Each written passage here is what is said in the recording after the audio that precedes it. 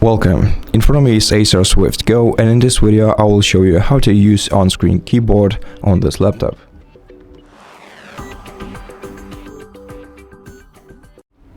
To do it, you have to use the combination of Windows, Ctrl-O buttons. If you have access to your physical keyboard or if you have an external keyboard connected to your device. This way you will call the on-screen keyboard right from the desktop. This kind of on-screen keyboard can be adjusted by moving the sides and corners of it. It has a numpad and a standard keyboard layout. Now, if you don't have access to your physical keyboard, open the Start menu, go to Settings, then go to Accessibility Settings. Then find Keyboard, open this menu, and then switch the toggle to the right next to one's on-screen keyboard setting or feature.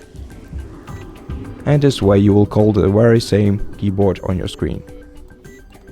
Now, if you want to have access to your keyboard from anywhere and not just from settings, you can use the alternative on-screen keyboard. To enable it, first you have to go to Personalization, then open Taskbar, and then find Touch Keyboard and switch this option to Always. This way, this icon will appear on your screen, and whenever you click on it, you will enable an on-screen keyboard on your device. It doesn't have a numpad, still it works in the very same way as the previous one. To close it, just click the X icon right here,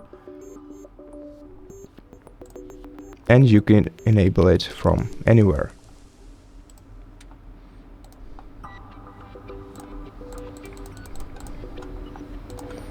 And that's basically it. Thank you for watching this video. If you liked it, consider subscribing to our channel, leave us a like and a comment below, and I'll see you in the next one.